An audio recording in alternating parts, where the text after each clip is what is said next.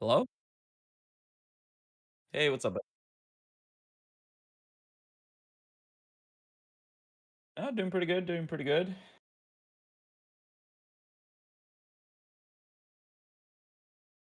Yeah, yeah. Being here in just a second. Uh, so yeah.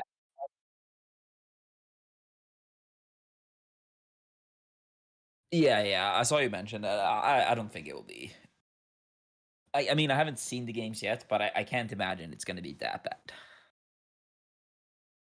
So yeah. All right. I'll increase your voice a little bit. Can you speak again? Is that good? What about now? Yeah. Hello. Hello. Do you think you can increase My mic your volume. voice on your end? Okay, let me try. Yeah, if you just go to the settings and then it's like input and output audio. I just want to make sure I hear you properly while we do Hello. this. Is this better or no? I can't increase the volume. I think it's already. Oh, here, input volume. Okay, there. Is that better? Yeah, yeah, that's better. That's better. Okay, cool. Uh, awesome. Share my screen. This one. All right. Uh, yeah. Okay. So first of all, yeah, you can feel free to start recording whenever you want. Okay, And yeah, upload it to your YouTube and share it with whoever you want. sure. Uh, I was thinking the way we do this. Uh, I watch the game, pause when I see important sequences that I think you should know about, do better, not do, and so on. And whenever you have questions on what I'm talking about, if you feel like something needs more explaining, if some question pops up in your head and you're like, "Oh, I wonder about this," feel more than free to ask.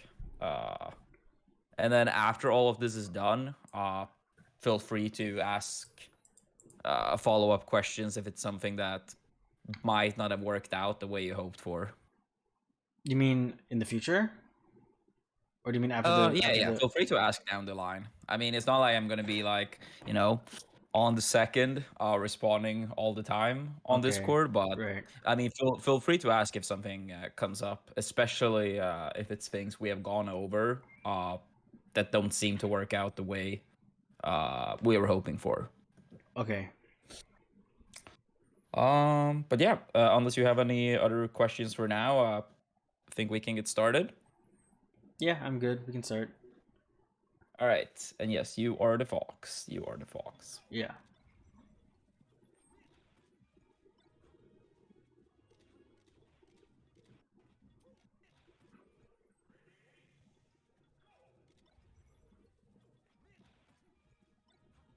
I gotta ask here. Yeah. This one, did you not jab here on purpose because of SDI on the SDI? jab? No, I think I probably tried the jab, or maybe I didn't expect it to work. But I see, this I player see. does sometimes SDI jabs, but I haven't like the meta in like my region is still like everyone just does an SDI jab, so I should have probably gone for it. I see, I see. I mean, not going for the jab against some players can be very good because people preemptively try to SDI and then they're just doing a regular stand up instead. Right. That's the thing some people fall for. But yeah, I mean, of course, if you can get away against certain players with the jab, it's good. Uh, but yeah, when you do run into players that are really good against it, waiting can sometimes just be better because a lot of people preemptively just try to SDI the jab. Because Hmm. it's not like they're reacting to the jab itself, right? They're just Right. it, anticipating that it's gonna happen. I actually do have a question about the thing that's about to happen actually. Like when Yeah, I up throw and go for the up air and I it's a 50-50, right? yeah. So like Especially these lower percentages. So if we go here, Falco have such low damage that here it's going to be a 50-50. Like right. if you think he's attacking in place or missing tech, you up it right away, and if he rolls, then you wait and react. Right, but am I supposed to jump like immediately out of the laser? Or am I supposed to wait and then jump? Immediately out of the up throw, sorry. Because Uh, sometimes I get like bared when they roll and then they like shield drop bear and I read the second place or something. Then I get hit by the Oh, you bear. mean they managed to get the shield up before you're up air? Yeah, before my upper finishes, then Yeah, I then get you're doing buried. it too late. Oh, okay. Like Yeah, this, then like you're doing it too late. does this one look late to you though? Like this specific one? Like Yeah, that was a little bit late. A little okay. bit, not too much, but a little bit. Yeah, if I didn't know better, I would have guessed that this was a reaction at first, and then you missed the dash forward. No, I went for the read. Yeah. Okay. So yeah, you could have acted sooner here for sure. So it's supposed to be like an So early jump and then like a late-ish or mid-late up air, right? yeah, pretty much, pretty much. The Okay. jumping very early, super important. Upper, I mean, still pretty early if you're gonna go for the tech in place because I mean, tech in place shine. We all know it's pretty busted, right? Yeah. Uh, so yeah, tech in place and miss tech if you think either happens as soon as you can. As soon as you can, jump it up air. If you think the roll is happening, wait and then react. And if you do decide to wait, you have a shit ton of time. So don't feel any rush. Don't feel any rush. Okay. So yeah, that's very important. The thing I said with this being a 50-50, primarily at lower percentage, uh, let's say Falco had like 60, 70, you can often like fall with up air for tech in place or miss tech. Mm-hmm. And if they roll, you have already landed on the platform, and then you can like run up and grab them, run up smash, or Right. whatever you see fit. Yeah. I'm aware of that one. Yeah. Okay. Yeah. Sometimes you Yeah. see even like really good players going for that type of up air and follow roll too early when they don't have the time, so the opponent managed to get the shield up in time. So is So it it's important around to like 60 or I would say it depends because all the platform heights are different. Sometimes their DI makes them land slightly sooner. But right? yeah, I mean, around 60-ish is probably a pretty nice general area for it. But Mm-hmm. I don't want to say a specific number because platform heights and DI Right. changes a bit. Okay. Cool.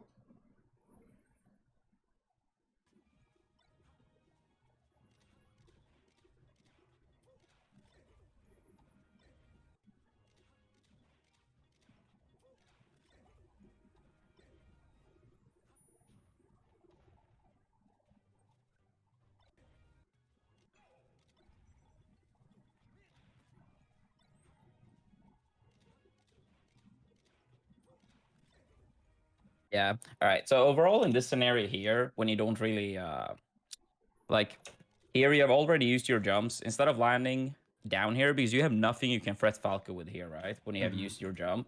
Right. Uh, so here you have used your double jump. Like here, the only thing you can hope for is that Falco goes in too early and your backer is gonna hit. But a good Falco player will probably try to wait for your landing and then go in, as you are forced to come down here, whether it's to the platform or the ground. You are forced to come down here, and you don't have an additional jump to mix up with. So at this point, I would say going to the platform, generally speaking, is gonna be better, Mm-hmm. since you have already kind of shown your cards. Right. By using your jump. If you had one more jump here, I would say it's different. Because then falling down, the Falco might think that you're going to use your last jump, right? But here in this scenario, since you have already used that resource, it's better try to retreat to the platform so Falco don't have as easy of a time to go and punish. This Falco is actually moving back here, so he's giving you a lot of additional space. But I think a better Falco player would have been much closer here and applied a lot of pressure immediately. Okay.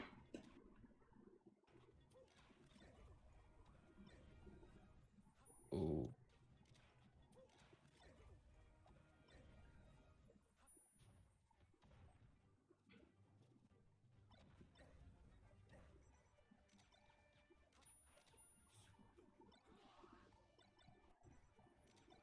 Yeah, seems like a lot of early side Vs so far, so try to keep that in mind, see if it keeps being a habit or not. Yes, your opponents obviously will always try to keep track of recovery habits and stuff. Mm-hmm.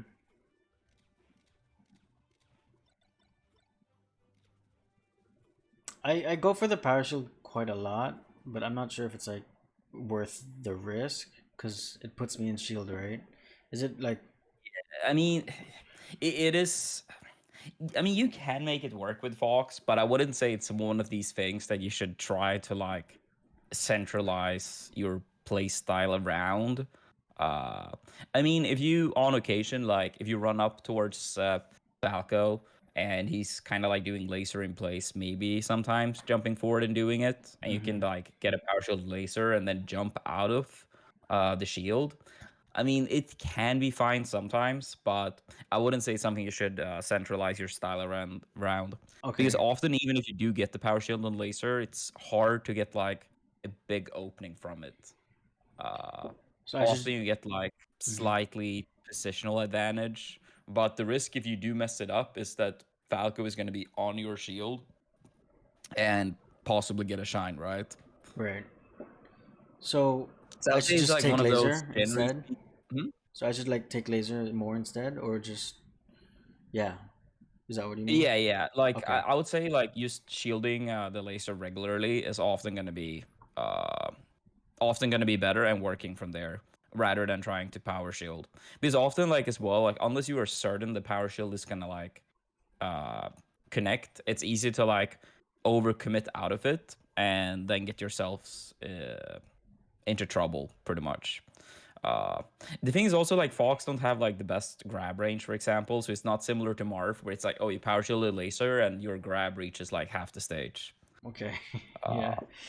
Okay. so I mean, I would say like, yes, is it good to be able to power shield against Falco with Fox? Yeah, but it's such a small aspect that it's not really gonna like win you much. And if you do mess it up, uh, yeah, you often have to pay a price that is much higher.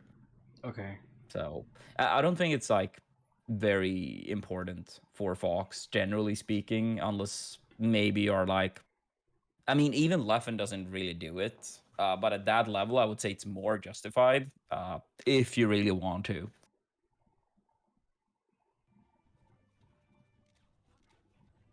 Oh, yeah. Here's this thing again using the double jump early. This time, I mean, Falco is underneath you now, so I wouldn't say like really retreating to a platform is too much of an option because unlike the last scenario when like you were here and Falco here, now he's straight underneath you. What I do think, however, is that it seems like we might have a habit of overusing your double jump and getting yourself in tough situations due to it. Because Mm-hmm. here you need to come down somehow, right? And Falco has all the advantage as soon as you get up here. Because you have to come down, and the thing is like it's such a huge deal. And I mean, I even saw you go for it earlier, even though you didn't get the grab.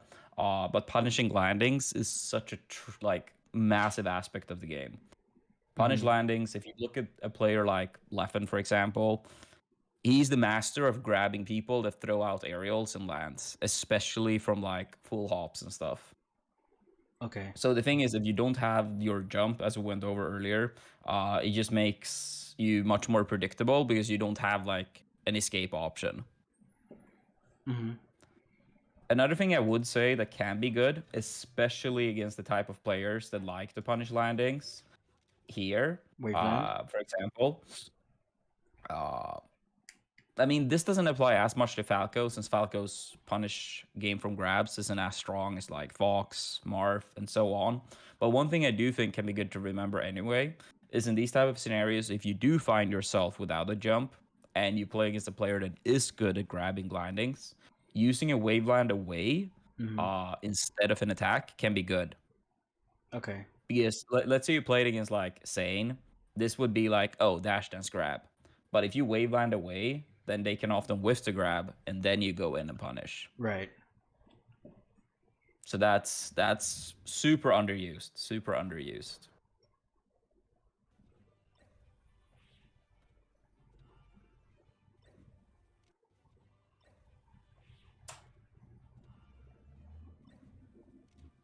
Yeah, I was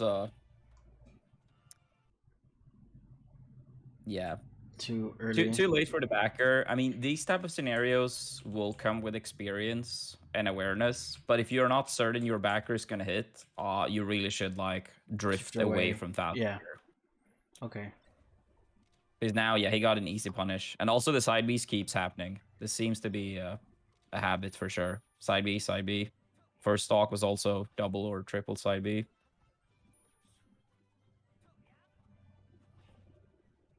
Oh, that's unfortunate.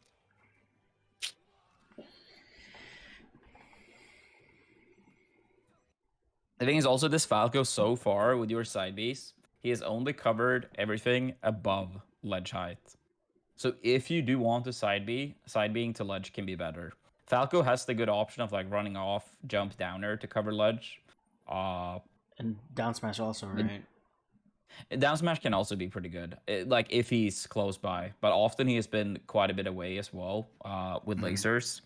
But yeah, be careful with the panic side Bs. Okay. It's the thing is also Fox's side B is not particularly hard to react to. Falco's is significantly harder. Yeah.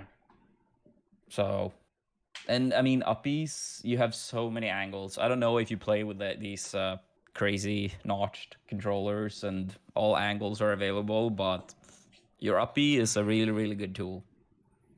Yeah. Okay.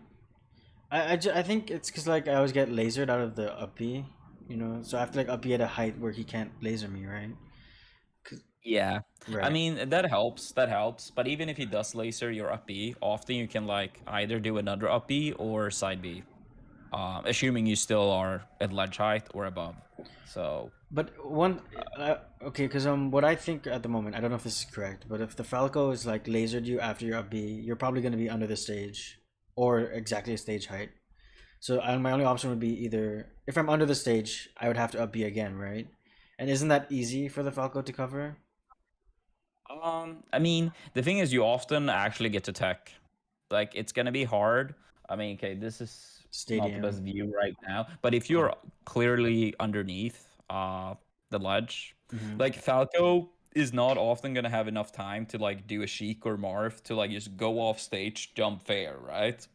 Right. He can't really do that. So even if he does hit you, you are gonna get to up B towards the ledge, and you should be able to tech his down air. I mean, sometimes he might read that you're going for the ledge, and if you do, he can roll up. But I mean, that itself is like not guaranteed by any means because you could go past the ledge. Uh, I think the alternative of getting lasered and up B from underneath the stage, generally speaking, is going to be better than doing a lot of panic side Bs because people will call you out for it a Okay. lot. Okay. I see. So, I mean, I'm not trying to say that always up B and always Yeah. up B from below, especially not a low percentage because then you can't tech the down air, right? Mm-hmm. So that's also a thing that changes things, right? Right. If you have like 20, yeah, you're not gonna tech his down air, uh, even if you have the timing. But at high Yeah. percentage, you will get a chance. Uh, so of course, it comes with a bigger risk at lower percentages. Okay. Makes sense. But also like practicing the timing, so when you do get lasers, so you can like get out your up B or side B very fast. That can be really crucial, especially when we're talking about like pixels away from being able to side B to ledge or not. Right.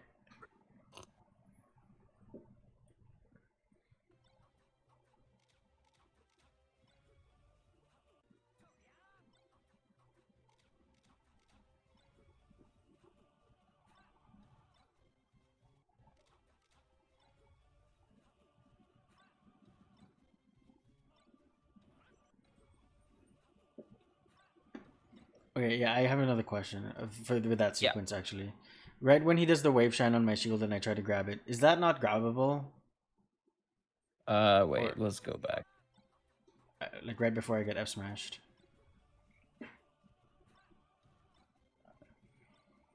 Uh, no, often like I mean, if you're very early, you can probably do it.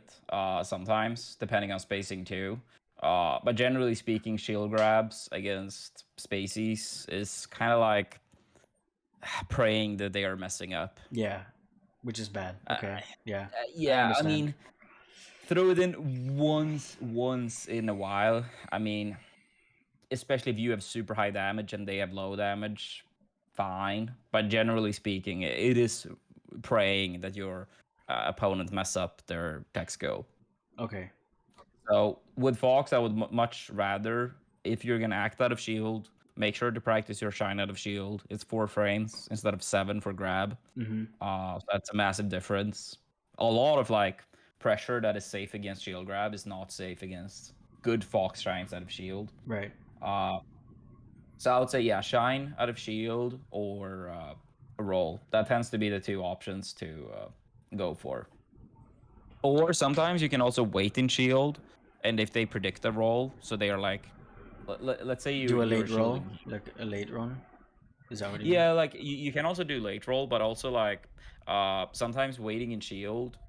And if Falco, for example, wants to cover your roll, he has to preemptively move. Like he's not reacting to the roll itself. Mm-hmm. At the very least, not most of the time. Like they're acting preemptively, thinking he's about to roll, so they move, let's say, towards center stage, Mm-hmm. to cover the roll. So if you wait in shield, sometimes that gives you time to move out. Okay. So it's more like, oh, they think you're gonna roll, you don't roll, you stay in shield, and then you can like wave dash forward or try to fight your way back in. Okay. So yeah, shine out of shield, occasionally early rolls, especially if you think they're about to like go ham with like double shines or whatever. Uh and then sometimes wait if you think that they're actually gonna cover a roll, and then you go in after they have left your general area. Okay, how about like wave dash out of shield into shine or something? Is that any good? Oh, Yeah, I mean, I think wave dash out of shield, and then depending on spacing, shine can be fine, jab can be fine, uh, or you go back into shielding and you have at least a little bit more room to work with. okay. Like a lot of time, it's not like you only want one answer. It's more, the more, the better, pretty much, Right. because you don't want to be too predictable. Mm-hmm. Yeah, here's the side Bs again. The thing is, like, a more experienced player than this at this point, he would have absolutely made sure after this to just cover with a down air. Dare. Yeah. Yeah. The thing is, these type of lasers from Falco is good, but considering you have done like 6, 7 side Bs at this point, Yeah. uh, if I were this Falco, instead of these lasers, I would have 100% done the down air. Mm-hmm. I Okay. would say these lasers can be like pretty nice if I think the Fox is gonna up B, but you haven't shown any sign of actually want to do that. So if he just had us downer here, you were dead. Okay. Yeah. It was a good shorten though. I will give you that. I'll give you that. Yeah. That was pushing up Uh, throw. That was pushing up throw. yeah, just click. Yeah, I figured. Yeah, I'm assuming that I just can't reach that in time, or because I wave dashed, maybe. Wait, do you mean after a forward throw or? Yeah, the tech chase. Yeah, yeah, yeah. Yeah, that's good too. Like especially against slower characters. Uh, Against lower characters, these type of scenarios, like if you can roll away and your opponent can't reach you, then you should pretty much always Always just roll go for away. that. Yeah. This applies a lot against Peach. I actually with a friend recently. He's a Falco main, but he wanted help against Peach, and this applies for Fox too. Like often, if Peach does a fair at 0, if you if you have enough space on the stage to roll away without like a platform or the edge interrupting the roll, often Peach can't reach even at 0. Okay. So So fair like if knocks she down at fair, 0. Is that what you're saying? wait one more time. Fair knocks down Falco at 0. Yeah, assuming the fair isn't like staled, Peach's fair knocks over at 0 Oh, against yeah pretty much okay. everyone. Right. So yeah, but Okay. yeah, same concept as you talked about with roll away here. Like you can't follow up, but this applies to like every character in some scenarios, and it's important to recognize them because if you can roll away and get away 100% for free, then that's much better. Because good players, they will recognize like 99% of the time if they can't cover the roll away, they often won't like commit to anything. They might like move closer to like not give you too much space, but they will recognize that I don't have enough time to punish with a grab or F smash or up smash or whatever their character want to punish with, right? Mm-hmm. So then they're more covering like distance and keeping space for the stage itself. So if you do tech in place or roll in, then they will often like get the punish Mm-hmm. because they know that, all right, tech roll away, can't cover, won't bother. Right. So yeah, this is a good tech roll away from Salah. I'm not sure if he thought about this or if it was just ended up being the case, but Right. uh, regardless, it was a good roll away because you couldn't do shit about it. The thing is, though, you do act on it, Yeah. and that's bad. That's bad. Yeah. Uh, I think the it. thing that can be good to do here, and I'll let you ask whatever you're about Yeah. to ask afterwards. The thing that can be good here is if you don't have enough time, but you make it look like you are gonna try to punish, then that will always force an action out of the opponent. Whether it's a spot dodge, a jump, attack right away. Spot dodge or a jump tends to be the most common. Spot dodge, if it's like you can barely not make it, then it's Mm-hmm. very common people spot dodge, hoping you commit. If they have a little bit more time, they might, for example, jump away and then try to get you. So instead of like committing all the way here, you could have like ran up and, for example, like maybe wave dash down, get Falco to jump, and then try to get him as he's like trying to come down, for example. Mm-hmm. Okay. And what did you want to ask? I was gonna ask anything. I was just gonna say that I think like Falco's like my trouble matchup right now, and I've been practicing.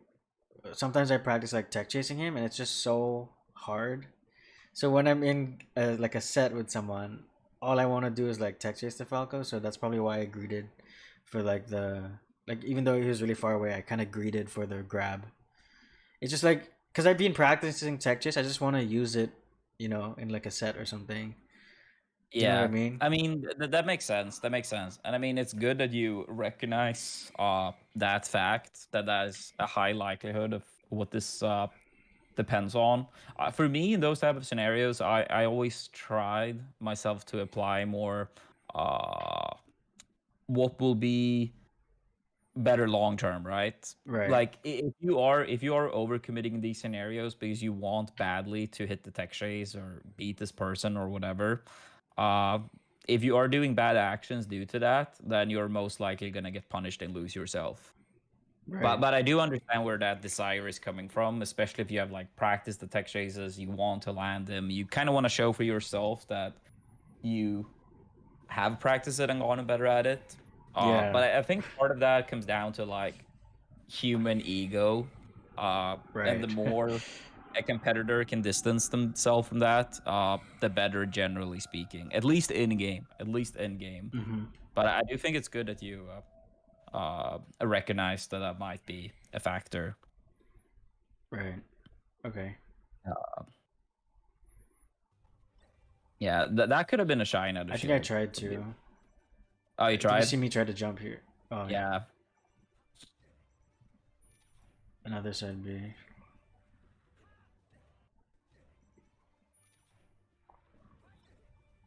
One thing I sometimes like to do here, if you have high percentage with Fox and your opponent also have high percentage, is when you tech here, is to do the immediate tech jump backer. Oh, okay. Because if you get a backer and they have high damage, they will fly far enough away that you will have enough time to up B back to the ledge. Okay. How about shine though? Is that worse or better? If you can get the shine, then it's often better. It's going to be harder to hit, but in some scenarios, you absolutely can do the shine as well. Oh, right. But Because yeah, the it's spacing going to just be might not harder. work. Okay. Yeah. But if the shine will hit, then it is the superior option. But it's going to be harder to hit. The backer can also be applied against like, let's say someone like Wizzy who loves to like stomp Fox's up B. You can often like backer, even at low percentage, then up B again. Uh, and they will often, someone like Wizzy would often like commit to stomp every time. Uh, So wall tech backer can be good even at low percentage against those type of edge guards, but especially at high percentage, they will fly far away, and you will practically always have enough time to up B again as they are trying to make their way back to this general area. Okay.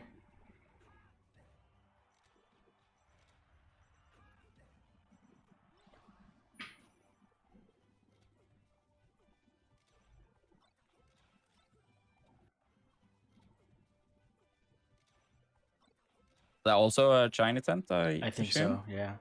Yeah, But I shouldn't do it probably the versus. shield on itself. Yeah. Yeah, I would say that this is going to be a super important thing. You can probably practice with like save states, but getting those shines, good shines out of shield is so crucial against Falco. So crucial. Right. So that's something I highly would recommend that you Is this one? practice. Yeah. Okay. Is this one like shine out of shieldable? This there because it's kind of late, right? Downers are generally speaking more. But The, yeah, that was a pretty good. That was a pretty good downer.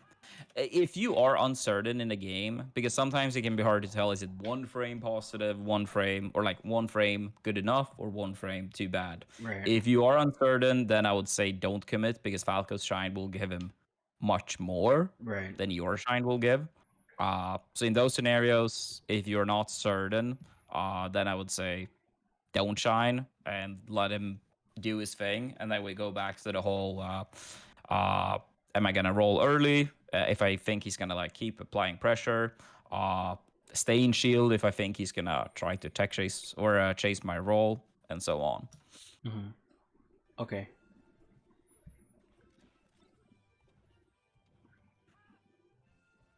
Oh, overall here, especially since they already had the shield upper, I would say better. Two hits, so he can often get like knocked down here and then into your second hit. Right. uh I have a question about that though. Does it depend on his shield DI if it pushes him off or not, or does it not matter?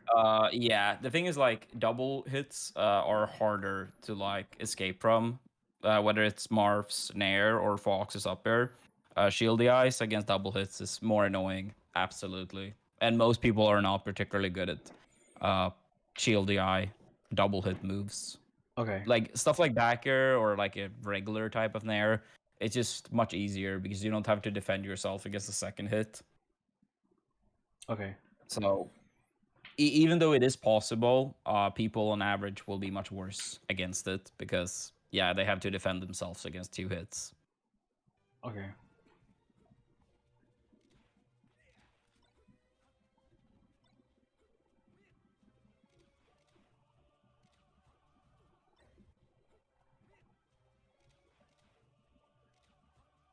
Yeah.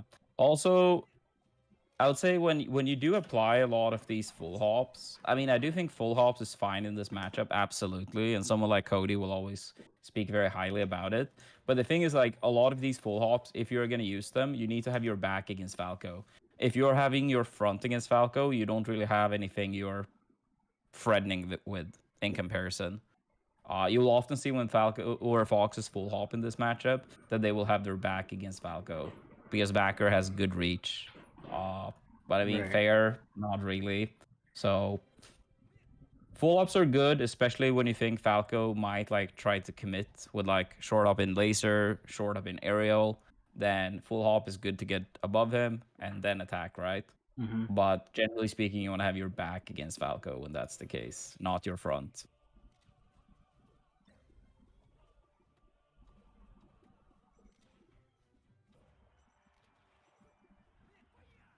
Oh, I thought he was gonna side B, so I just YOLO'd.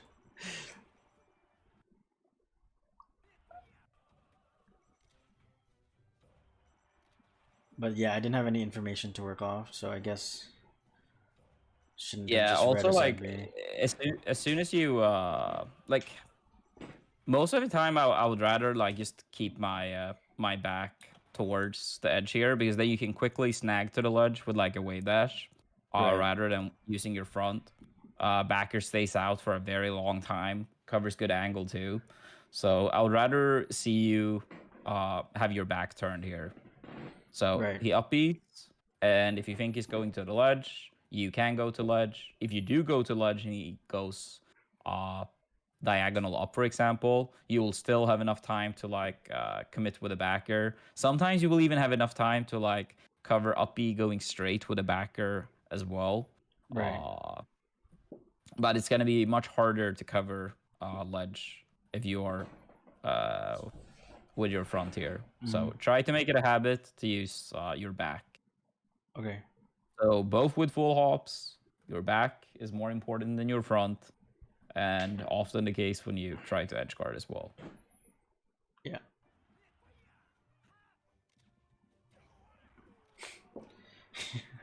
I don't, because I was getting four stocks. Okay. Yeah, I think I went for a cheesy shine there. I knew he was gonna Yeah. dare because we play quite a lot, so I knew he was gonna dare. So I was trying to get him like at the very edge with a shine, which is super I see. I unreliable. see. It's pretty unreliable though, right? I probably just shouldn't. Yeah, the thing is, like, generally speaking, I was never the biggest fan of like the GC Giants, but considering the deficit, I think it's totally fine. Because Okay. I mean, let's be honest, a miracle is kind of needed to Yeah. make these type of comebacks for any player. So in that sense, I don't think it was wrong.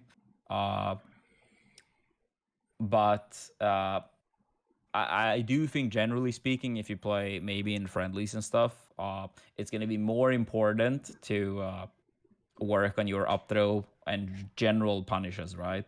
Right. This is a So tourney like set, by the actually, way. Though. yeah, yeah, yeah. I know. I was just Oh, or okay. I assumed.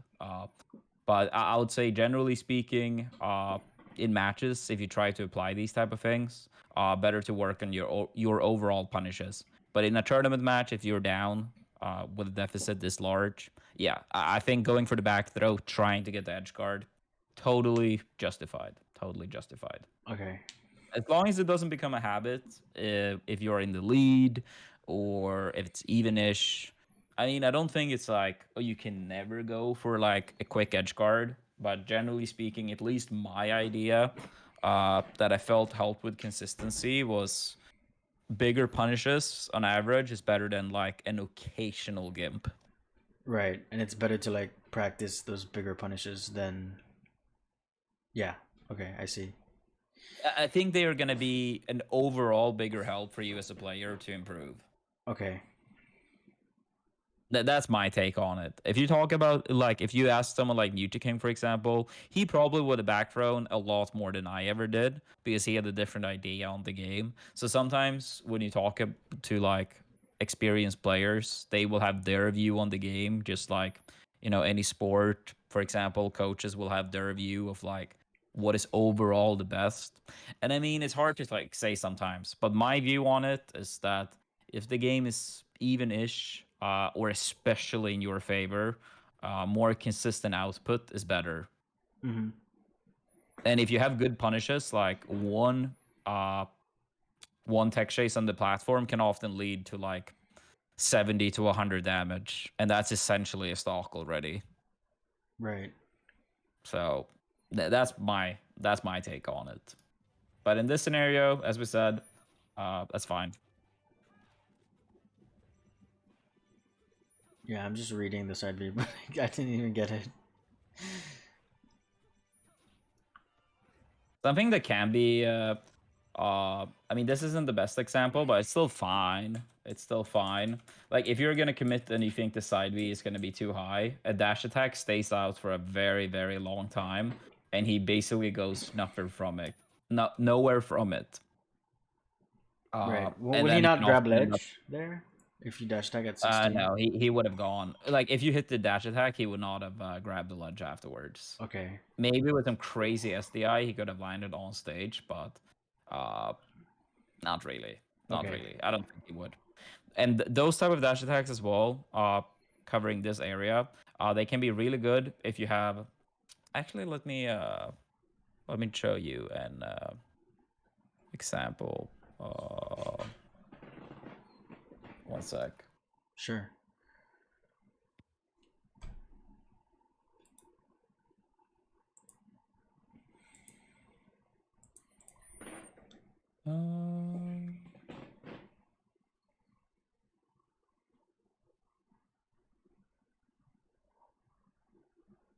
So dash attack can be used to cover side B. I never thought of that. Hmm.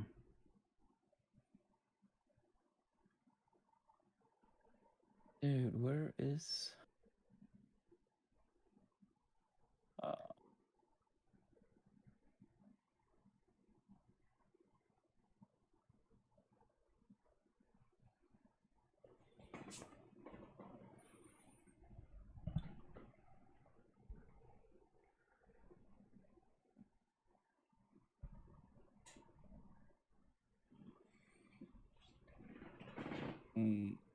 yeah, give me one sec. I think this person might have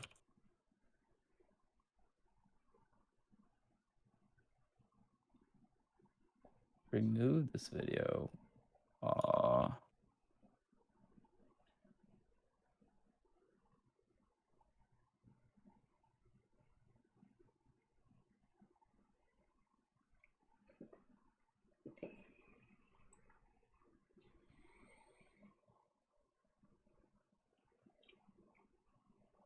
All right, that sucks. Seems like the person has removed the video for some reason. But yeah. But yeah, speaking of dash attacks, towards the ledge too, one thing I want to talk about, not that it was like exactly like this scenario, uh, but like let's say you are in this, because you can see the mouse properly, right? I can't see your screen. You're not sharing your screen. Oh wait, what? I pressed screen share. Oh, sorry, I wasn't watching it. Because you closed it, maybe. Okay, I can see Oh, now. okay, okay, yeah, you had to refresh. Yeah. Okay, Where's your but you see mouse? now, right? Can you move it? Yeah, so let's say you're in this area ish, Wait, can you where I move have the the mouse. mouse? I don't see it. Oh, you don't see the mouse? No, I don't. Oh, there, now I see it. Okay, sorry, it was Oh, you invisible. see it now. Okay. Yeah, okay. Yeah, That's so, weird. All right. yeah, You can see it now. yeah, But yeah. So let's say you're in like this area ish with Fox. yeah. You have a Spacey, Fox, Falco off the stage, Mm-hmm. and they are in this area ish. Often these players that play these characters, they don't want to use their up B or side B. So what they do is like full hop, fall down to ledge, right? Yeah. That's a perfect time to use an early dash attack. They will like jump, fall into your weak dash attack, fall below the stage, and you can shine. Does it cover both the side B and the double jump? I mean, if they do a side B in the height, then sure. But generally speaking, a lot of the times, trust me, people they don't want to use their up B or side B unless they have to. Yeah. No, yeah, I know what you're So if talking they're about. in this area, they are like not that far off the stage. So it's like one jump is enough to get to the ledge. Then people often jump, fall to ledge. Right. Isn't it more optimal for them to jump from below the stage then? Uh, I mean, if they are in this area, often they will jump high. But I mean, yeah, sure. They would technically be able to fall down and then jump. But I guess against Fox, they might be scary for a shine. It might be scary. Like if they go above, they are not really gonna get shined, and that's where the dash attack come in. Oh, If they okay. go underneath and you have enough time, you could like run and cover this area with shine instead. Okay. So I think that might be the reason why a lot of people do it, or it's just that people have seen other people do it and they copy without, you know, consider all factors. Right. Okay. But if you see like probably like old combo videos or whatever with my Fox. The one I was looking for, it might be on YouTube, but it was actually a combo video.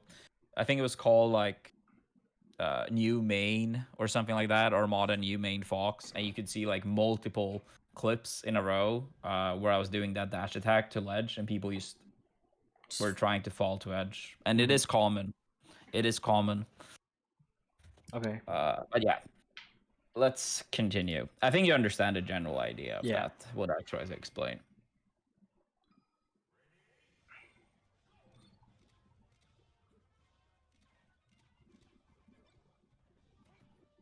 Oh, that tech was actually crazy.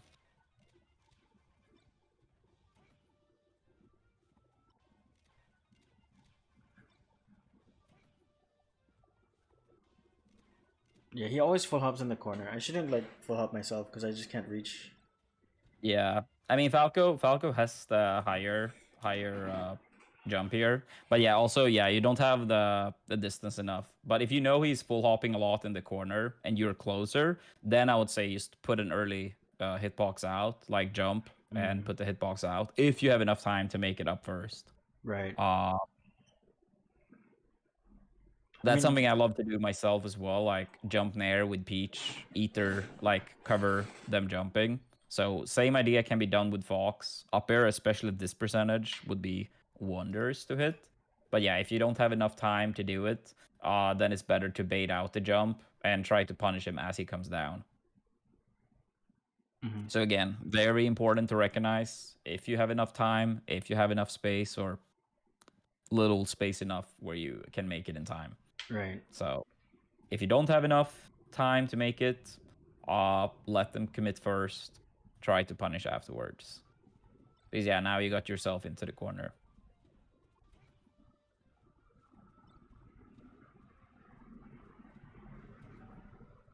Yeah, now yeah, the full hop backer much better than full hop with your front. If you were turned the other way, you would have not gotten anything there. And that's something we saw quite a lot in the first game.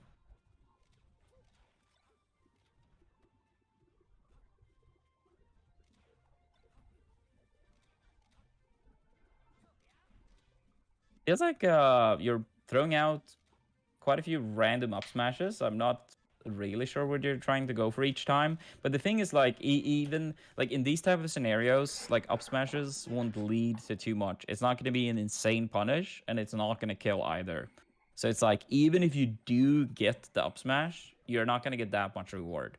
Right. But if you throw it out and you give your opponent a lot of time to punish you, they are going to get much more, right? So even if you land 50% of these up smashes, they are gonna get much more mileage out of possibly every other time they punish these up smashes. Yeah. So Okay. I think that's an important factor to take into account as well. Like, sure, if you go for something that works 40% of the time, but you get 10 times the mileage if it works, then that's one thing. Mhm. But if you maybe get around half the openings as your opponent, let's say with these type of up smashes, but your punishes gives very little in comparison to what theirs would give, then it's generally speaking gonna be bad. Right.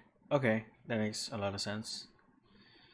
So yeah, I think that's important to keep in mind. That's like the whole like shield grab thing we talked about earlier. I think once in a while, if you have super high damage, they have low. If you feel a little bit cheesy, maybe, but generally speaking, like, and especially if they have high damage and you have low, it's not really gonna give you that much, and you have the lesser uh probability of it working in your favor. Mhm. So the same type of decision can be very good or very bad, depending on your percentage, their percentage, and so on. I feel like it's easy to undervalue. I hate that this up smash doesn't work. How does that not Yeah, work? It was. Oh man. I think these type of scenarios that's about to come here, like here-ish. When you have Falco relatively close to you, I think it's important to apply pressure when he doesn't have the laser out.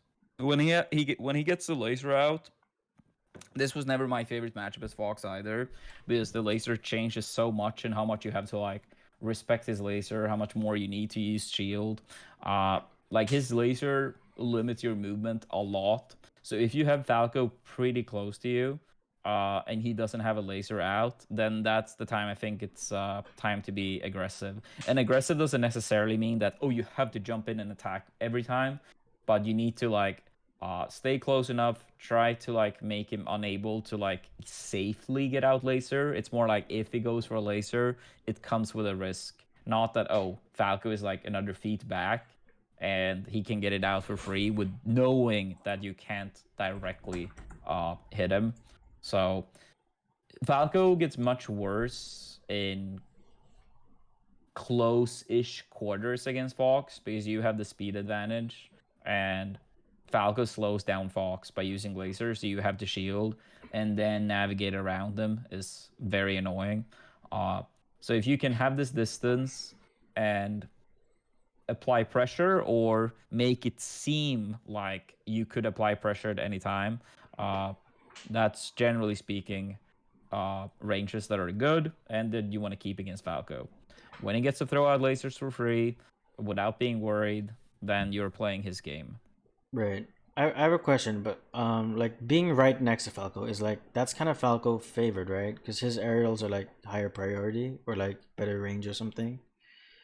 I mean, it depends. Like, yes, what you're saying is true. But you have A bigger I mean, shine. Fox is overall faster. Fox Right. is overall faster. So if you both get your moves out, then yes.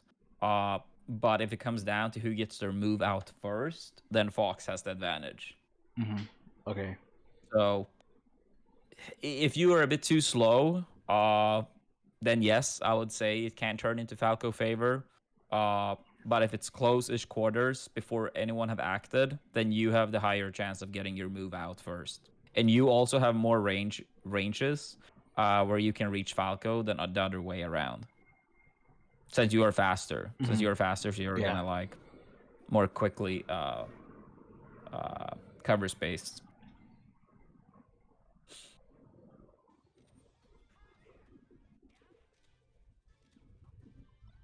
So yeah, this range here, like he tried to approach with laser, which obviously can be really good. Like if you dash back, then this type of laser is amazing for Falco. You can see that a lot for Falco players versus Marth, beating dash back by laser, getting them to shield and then go in. So that's also like why this range is very good because he probably predicted you were gonna move back and then would be forced to jump or shield. Knowing your tendency so far, you probably would full hop and then maybe even double jump. So I think this was a good mix up to go in, and this shows that Falco can't go in safely here. Mm-hmm. If you would have dashed back, then that would have been a read. But the fact that you jumped in means that Falco's approach did get punished, and let's see what happens here. Yeah. A bit too early. Yeah, that's unfortunate. That's unfortunate. Even so, I would say this upper is not the right call. Should grab. Uh, yeah, much better. Much better. This up smash should not like it's not gonna kill. It's not gonna kill. And if you Mm-hmm. grab, then you can like chain grab. If you don't DI at all, maybe an up tilt and then backer, get him off stage. Mm-hmm. So this up smash is only correct pretty much If it if he DIs. straight up dies from the up smash. Right. Isn't it? I can't combo from up smash like to an up air or back air here if he DIs in or something, or no DIs. Is that I mean, if he DIs in, yes, but then also that relies on inexperience on his part, I would say. But if he DIs out, isn't that also like an edge guard setup? The thing is, the best scenario for Falco here would just be to DI slightly out, so you get no aerial, and it doesn't really go off stage either. Right. Yeah. I mean, okay. So the grab's just better because it's like I get something for sure. Yes, Yeah. yes. Okay.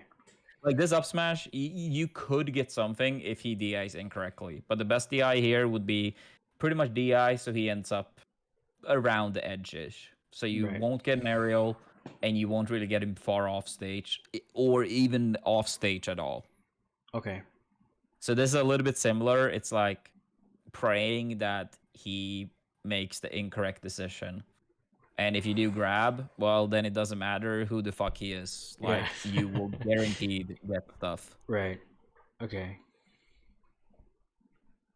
So yeah, tech chases with up smash can be okay sometimes at low percentage. Maybe I guess people have gotten better at like those crazy type of techs. So generally speaking, even at low percentage, grabs tends to be better for tech chases.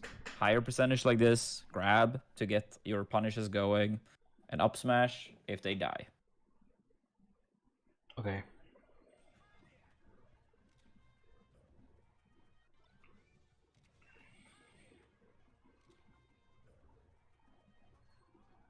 Mm. I don't know why I spot dodged there. Maybe I tried to hold down. I don't know. I like to drift back here. I Yeah. like to drift back here though. Even if he shined out of shield, you would not have gotten hit. Yeah, I think you could have down tilted even before he landed.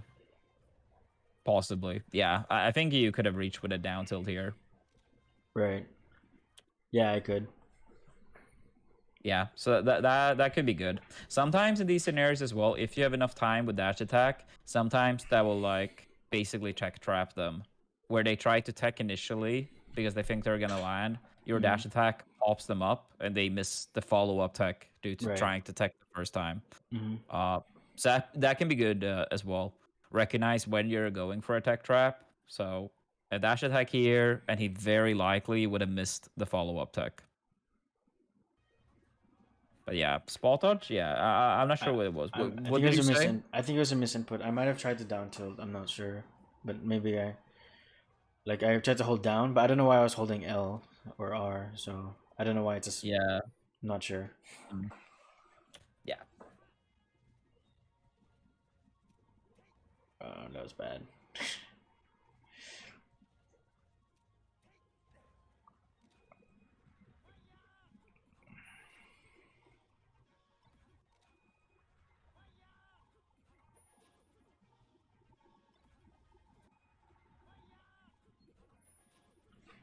Yeah. Here after this backer, I would say the only options you really should go for here is either wave dash in if you think he's gonna do the panic roll, or shine and then keep applying pressure.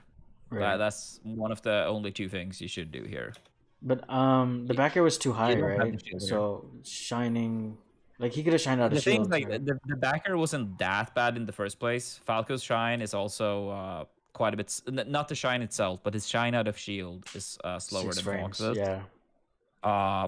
So that's important to remember. Also, these type of backers, okay, that actually was a bit earlier than it looked like at first in full speed. But anyway, the thing is also these type of backers almost always just delay them.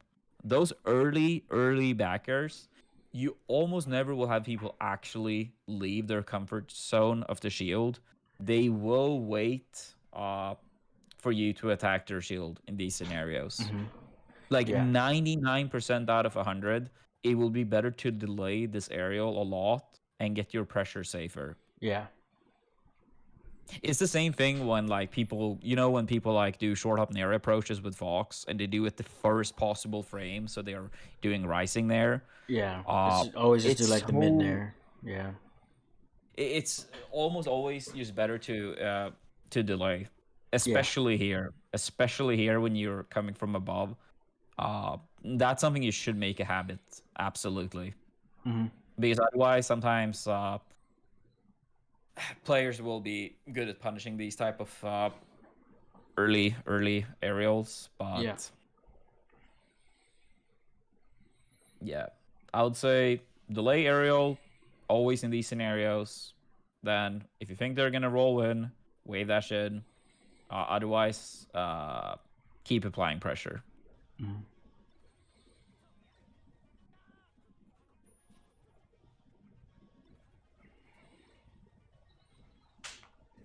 Uh, I was actually decent, like decent DI, but yeah, he barely still got it. Mm-hmm. Nice, nice.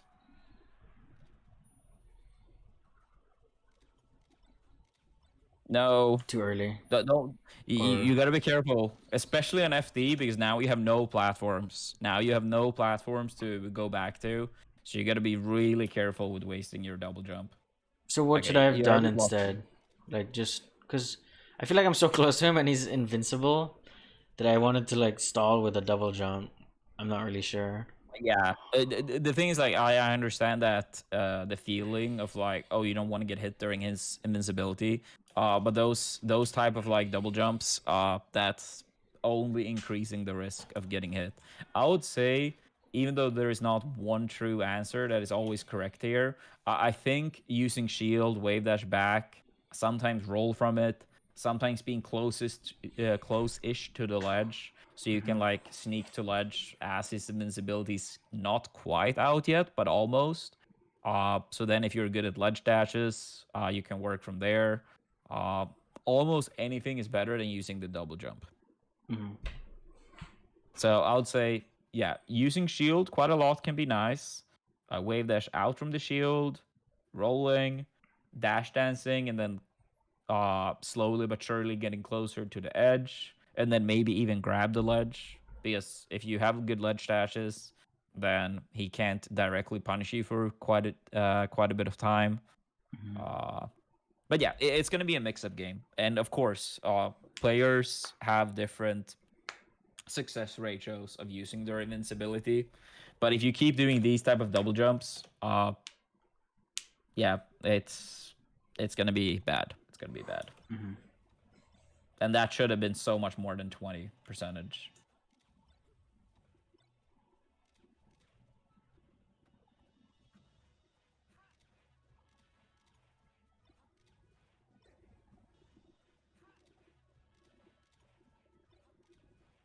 Ooh. That jab, I think he just misinputted something. I'm not gonna give him credit for that. Power taking power shield laser and jabbing. Yeah, no, he probably like jumped nared or something, but the jump got eaten and he nared instead. This one, I'm still kind of fine with this one. Sometimes when you have people falling with aerials, they always have a habit of like always pulling forward, always pulling back. But mixing it up between like full drift in, full drift back, in place, slightly forward, slightly back, that makes it a lot harder for the person trying to punish landings. Mhm. If you mix up between all these drifts. Because if you fully drifted back with this down air, for example, or even slightly back, then this position would have been good for Falco. But the fact that you drifted in a little bit here means that he ended up a little bit close to your down air and he got hit. Is Jill grab true on Falco? Like, do you know? Drill game is true, but it is a hard timing to get. I mean, it's true in the sense of like, I mean, they can SDI out, but Right. if they get hit by the downer, yes, that's something both me and Leffen used a lot.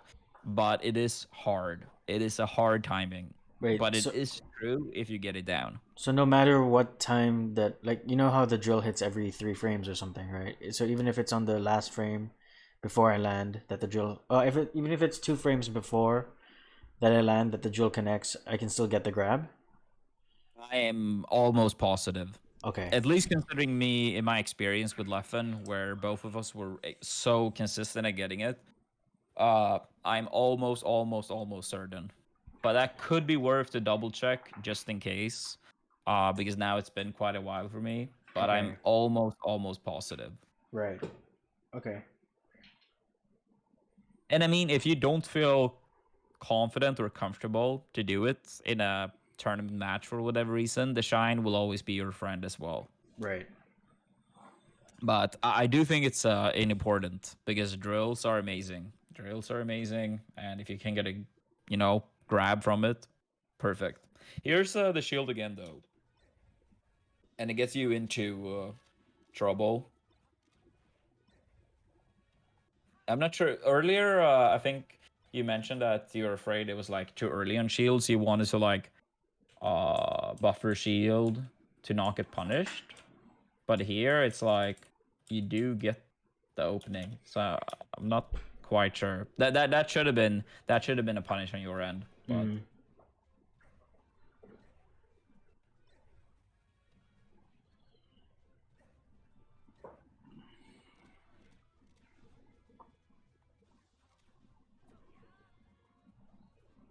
Uh, yeah, don't wave dash back here. You have good position like here. You have like a good position. Even like I think it's much better to get into the habit if you have low enough damage. Crouch can be good. Now you have pretty high damage, but assuming you have low percentage, crouch, then tech chase, dash back out of crouch, really good to learn. If you mm. have too high damage, I would still say it's better to learn how to do the reaction tech chase and like shield if he get up attack, and then just dash normally if he rolls. But wave dashing Okay. back or people dashing back, sometimes that's a habit Marth players have, where if you land and they like dash dance, You can That's just like go that's the away, little right? thing that I think some people don't pay attention to. But I mean, sometimes I go into other characters too. But feel like whatever advice I can give, the more the better, right? Yeah. Uh, like let's say you played against the Marth and you were the Falco here. A lot of people that played Marth would dash back if you like didn't tech right away, and then that's your cue for To rolling roll away. away, yeah. Basically, preemptively, it's like knowing that they're gonna dash back, so you roll away at the same time. Mhm. Some players have that habit of tech dash dancing a lot during tech chase, and Yeah, if I, they I actually do, know some players like that. Actually, some Marth players. Yeah. yeah, then always roll as they're about to dash the back. Not after they've done it, but as they're about to do it. Mm. Okay. But yeah, for you here in this scenario, wave dash back, I would say it's a kind of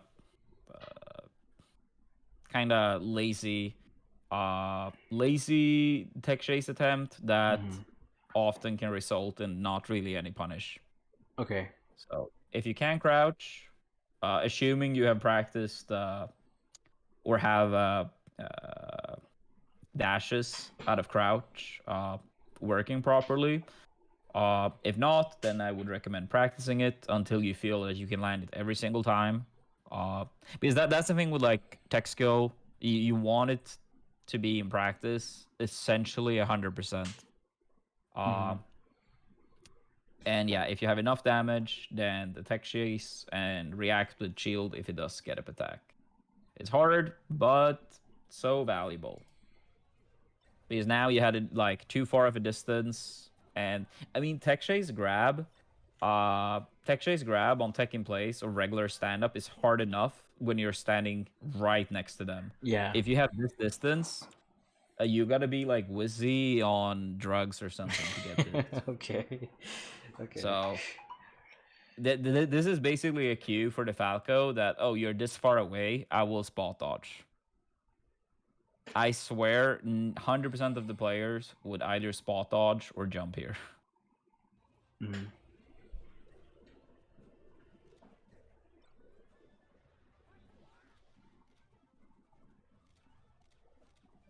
Oh, okay, I you do. got Yeah. away with it this time, but I think that was Salah maybe underestimating your double jumps. His drift also looks a little bit weird here. Uh, no. Yeah. I misread edge dash.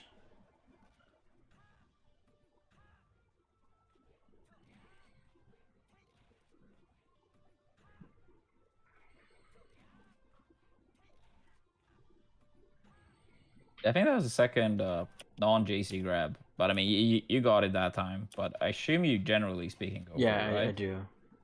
Oh, I missed my up air, my dash back. I mean. Yeah, if he keeps DIing to the side a lot, like strong DI to the side, like here, I would just recommend to often like keep the Chain grab. throws as long as possible, Yeah. Okay. rather than like an aerial, because each throw is basically just like safe damage. Hmm. And if he does like no DI or slight DI, then that might be the time to like just start an up tilt when those middle high percentages are Hmm. starting. Okay. So yeah, even if you did get an upper here, I would rather you see keep grabbing if they do the full DI away for as long as you can. Okay. Get the extra credit, the extra credit. Right.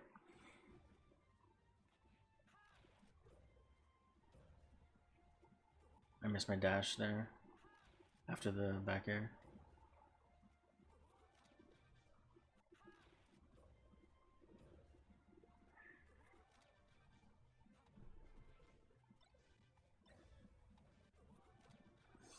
I tried to shine out a shield as well, I think. Yeah, that's the risk with a shine out of shield against Falco, that he gets so much mileage. So I do think sometimes Foxes can overuse it against Falco. So again, a lot of it will come down to your experience in the moment. If you think slash know that you can get the shine out of shield, go for it. Otherwise, I would try to be careful, just due to how much more mileage Falco get out of his shine. Okay. There are some good players, in my opinion, that try to shine a little bit too much out of shield and they get hit instead. Like, let's say if you have a 50% accuracy uh, of like being able to tell if your shine out of the shield is going to be fast enough, and you get it 50% of the time. If Falco gets the other 50%, you are losing because he gets so much more. Yeah, So it's like the same concept that we talked about earlier, that sometimes even if you get a 70%, if he gets 10 times the damage, then it doesn't matter that he only wins 30% of the time. Yeah, okay. I never thought about it like that. Okay. That's sad. Maybe I should have turned into a poker player after all. Yeah.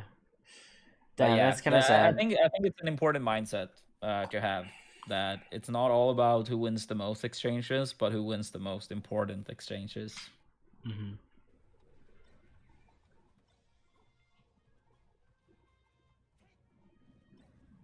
Another Shine Shield attempt. I actually spam it a lot sometimes, and this player always beats it. Yeah. Also, it really seems like Salah hasn't chased a single roll these 2 games. You So mean roll yeah, from corner? I would say throw. Hmm? Do you mean roll from corner or? No, not like now. Like here, for example, we were center stage. He never expects you to like roll out of shield. I don't think I've done Okay, it this yet one, this though. one. Have I? Hmm? I don't think I've rolled out a shield yet, right? At this whole Yeah, set. yeah, that's what I mean. He don't expect that at all. So I think like that's also a thing, right? If you haven't used it at all, it's a higher chance it will work when you do use it. Right. Like you haven't shown him that he needs to ever cover rolls, Mm. so he doesn't have a reason to go for it, because you haven't shown that you're willing to do these type of options. And that's such an important thing for like how predictable or unpredictable a player is how many like mix-ups they have at their arsenal and how many of them they're willing to throw out. Like here, since you haven't rolled at all, I swear if you rolled away from him here, it's a 1 in a million that he's ready for it. But instead you got shine, then probably will die here. Okay, that was bad by him.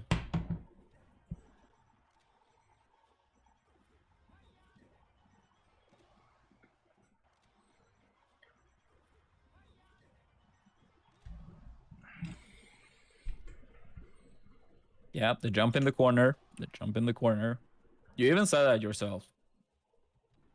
Yeah. With your invincibility, that's even better of a time to like strike against people's habits, because you get extra leeway since you're invincible, of course. So that can be super good to use that to your advantage and be ready. But it's like you're committing as he's already up. You're doing it way too late here. Right. Like either you have to do it right before he jumps, or as he's like coming down. Here is sadly the in-between timing that Mm-hmm. gives him the advantage. So I think the overall you had the right idea, but the incorrect timing, if that makes sense. Mm-hmm. Yeah. So if you want to cover the jumps in the corner, preferably if you can, before he actually gets to jump out or as the jump is about to come out. And if you can't do that, then wait it all out.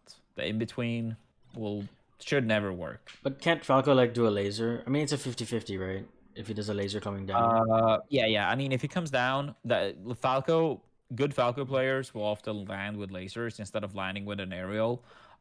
Those I would recommend to jump over. Jump over the laser and then punch him. Probably like go over with the down air if he has low crash cancel percentage. Back air or up air or whatever if he has like a bit higher damage and he can't like CC. Okay. But yeah, that's important. Like don't use the backer if he has like 0 and stuff. Yeah. That's also just gonna get you into trouble. Yeah. CC shine. Yeah, that shit is pretty busted, honestly. But yeah, so if he comes down, fall down with a laser. Yeah, jump over, downer if it's lower percentage, backer. Backer, honestly, by far most of the time if he has higher percentage. Mm-hmm. No double jump now, please. That's unfortunate. I would say like you. Hmm, yeah, Upper too there's low ways to percent to him. upper.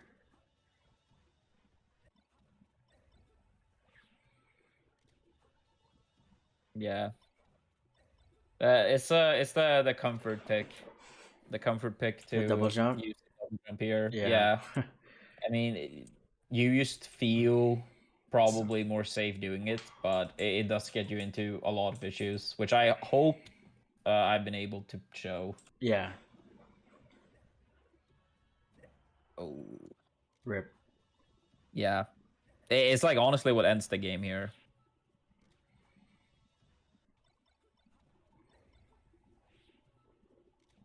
Like here, Should have like back you aired, actually, right? yeah, you could have backered. You could have backered 100%. Even if he nared, your backer should have been fine here, or at worst trade. Mm-hmm. But yeah, your backer absolutely would have won here. Then you probably could get a shine afterwards, maybe start a tech chase and win the game. Mm-hmm. This position honestly could have been the last exchange in your favor, but this jump made it the last exchange in his favor. Mm-hmm.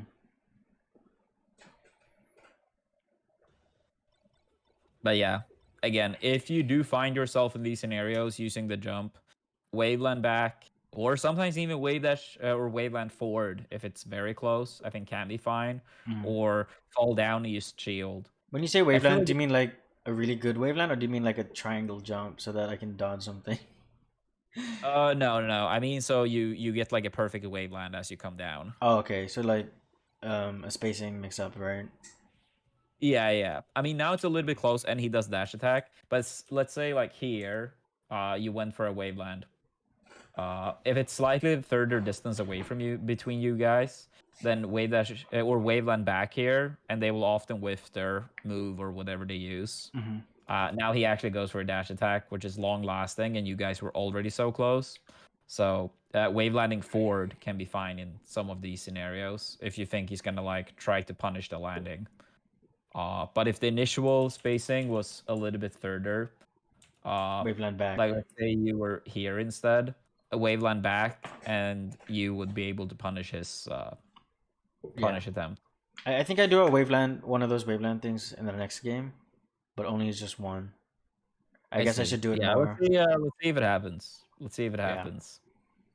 Uh, but yeah, it's like it is so much. It's such a big room when people land with aerials that they can get punished, and people are. It's just been a thing for so many years. People, it's like a almost like a fundamental skill, I would say.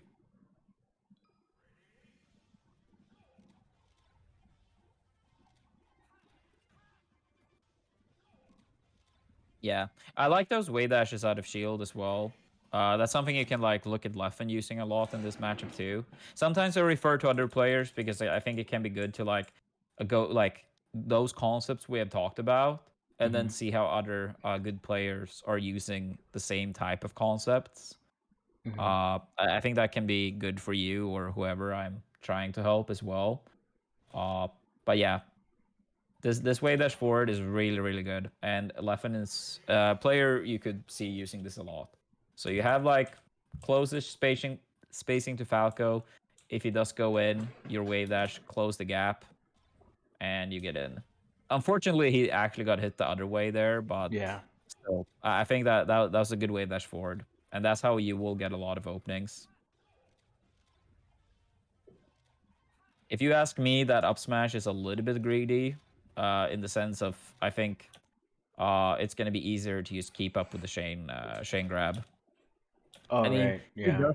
he does get the bad DI here when you turn around, so you get like the slightly easier tech chase, but or a lot easier tech chase, honestly. But still, that kind of relies on like him getting the wrong DI. And sure, you did a good job mixing it up, but again, chain grabs, it's more guaranteed. Consistent. Yeah.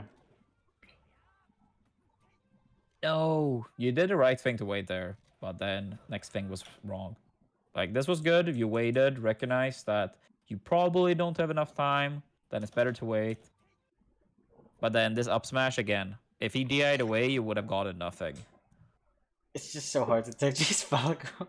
It is hard. It is It's hard. just so But hard. you gotta, if you want to improve and get as good as possible, then you have to accept that it's hard. You will fail a lot until you start succeeding. Okay. Yeah.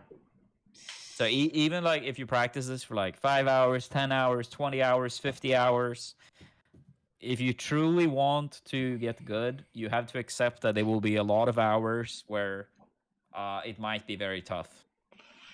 Okay. But that's the price you gotta pay if you want to make it as good as possible. Right. Yeah. These up smashers, yeah, they are relying on your opponent just messing up essentially. Not the double jump.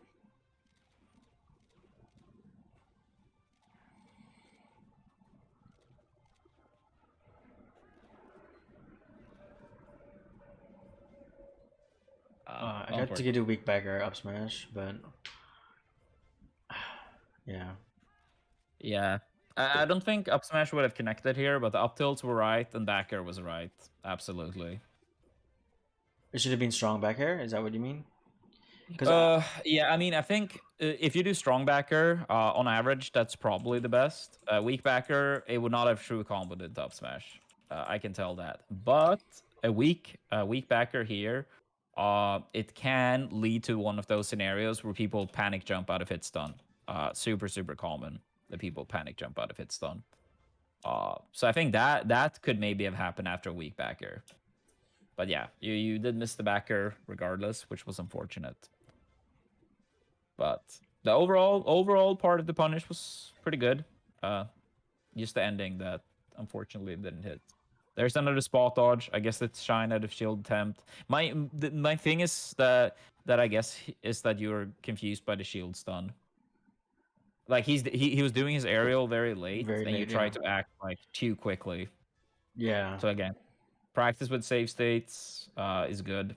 If you feel like the pressure is too good, don't contest his pressure. Is it always reactable, like just to see where he hits your shield, and then to know if you can shine or not? Or I wouldn't say that it always is probably. if it's I mean, really I guess high, I sometimes think it's reactable, right? But I don't know if it's like late, if you can tell, or like middle late. no. I think like especially when we talk about this at 1 frame off, I think it's gonna be extremely hard to like react to it. Okay. At least for most people. At least for most people. Yeah.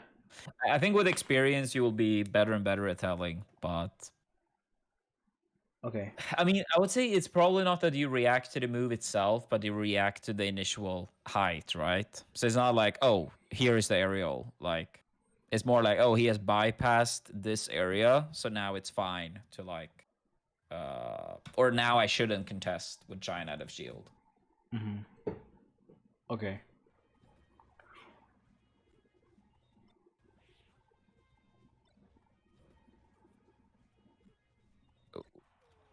Oops.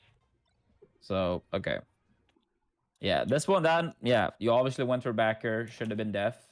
Uh, in this scenario, I gotta say,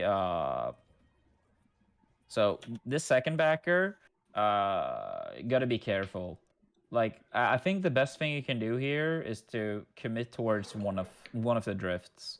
If you drift in a lot, making it harder for Falco to get past you horizontally, or if you drift back, and he drifts in a lot, yes, you're cornered, but at the very least, he's gonna have a harder time hitting you. Now, when you're like basically staying in this spot here, uh, Falco gets an easy time to like hit your shield and get an opening started. So that backer, the second backer there, I would say you have to like commit more to a drift. Because now like you guys have the same vertical Mm-hmm. general area, if that makes sense. Yeah. So this backer, you got to commit more and earlier to whatever drift you want to do. Okay. Like if you can keep center stage, you want to like drift back much earlier here. So even if you don't get the hit, you keep center stage. Uh, but here, when you don't do the drift at all, you're basically telling Falco, like, oh, you can go over me and you can pressure me and you get the stage control. For some reason, he actually drifts back here, which, in my opinion, was a bit bad. Uh, but yeah.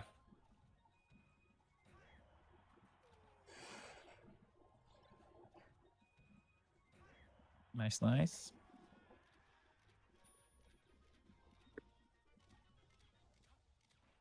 No, not the double jump. Yeah.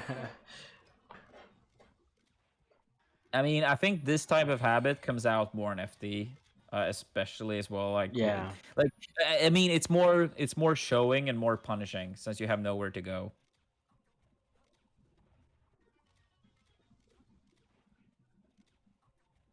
I feel like this drill is just bad. That drill, like full drift in when I'm in the corner. I don't know, cause he has so many I things he mean, can do to depending beat on it. facing, I think it can be fine. Like we went over one of these type of scenarios earlier. Because if you're high up, and Falco wants to punish you as you come down, depending on how you drift, that changes everything for Falco's own spacing. So as long as you mix up what type of drifts you use, I think that's the most important. Right. Uh, but yeah, it is of course spacing dependent. But if you always like drift back, like let's say you play against a Mart, for example, that's short up fair, right? Yeah. If they always drift in against Fox or a drift, drift in, so away from the Fox, it's so easy to running shine. But if they do fair in place or sometimes like drift in with the fair, a running shine all of a sudden is so much harder, right? I didn't If know you that. understand what it I know what you mean, but I didn't know that. Like, what, you'll go past them because you didn't know their drift? Yeah, like if they drift back, then it's like, oh, you only stay out of the range. You run in, and it's like it's easy. If they always drift back with the fair and land, it's you already know exactly where the fair is gonna like have its end range, right? Yeah. So you run like a bit extra far. But if they drift in and you try to apply that same spacing with running shine, then all of a sudden you're gonna eat the fair instead. Yeah, I understand that. So yeah, like let's say Marv's fair would end here from a drift back, then you as a fox would be here, right? Right outside of the fair range. As he gets the landing lag from the fair, then you get a running shine. But if he drifts in, then you maybe need to be here with Fox's running shine instead. Yeah. And that's what makes running shine against Mars fair, for example, can be tricky. But if they always do the same drift, then you always need the same spacing. But when they mix up their drift, then you have to adjust your own uh, approach attempt.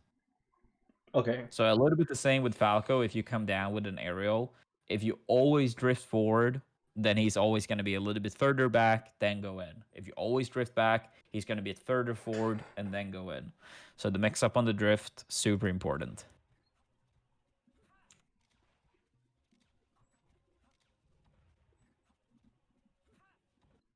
After a ledge dash, honestly, I would recommend trying to like apply pressure right away. Like shine or nair, right? Yes, yes. Yeah, that's one At of this my percentage, I'll habits. probably recommend shine since, uh, yeah, he has only like 0%. Uh, but yeah, apply pressure, absolutely.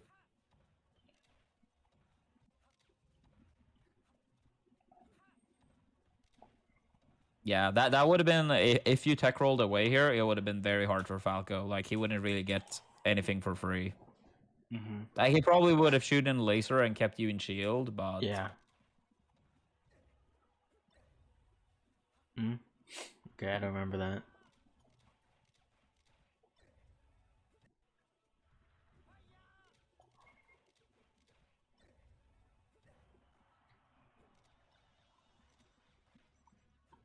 no. Yeah.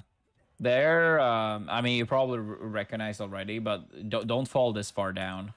Oh, really? Like like here, like you want to like still stay above the ledge, generally speaking, I would say. Otherwise, it's like you as soon as you go underneath the stage, then he knows that you have to up B.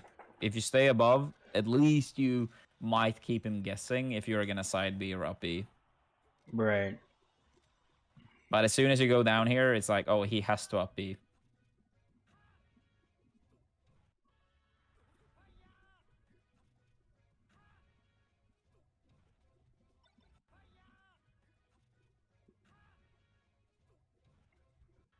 Yeah. I'm not sure if you were slow on the reaction or the jump was mistake, but yeah, again, recommend the grab. Grab punishes, tech chases, so important. Yeah, gets the shines. Yeah, here again, like a Too little bit slow. late, Yeah. but you still commit. This could have easily been like a spot on shine as well. Yeah. So the awareness when you have enough time, super important again. If you don't have enough time, then wait. If you're unsure, then wait. Hmm. Because people will always like spam escape option of some kind, whether it's spot dodge, jump, or whatever it might be. Oh. No. Yeah, No. I know. I know. Yeah, I'm double jumping again. I thought I was gonna have a waveland there, but I didn't. Still went for an aerial.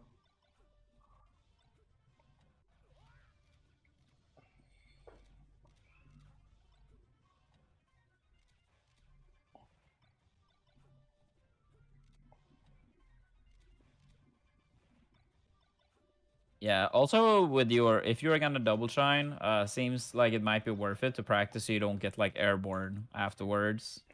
I Right. mean, in this scenario, if you actually hit the shine, he probably would have like gotten the ledge anyway. But if this was more center stage and you hit a shine and then you go up this high in the air, even if you did get the shine, you're getting absolutely nothing from it. Right.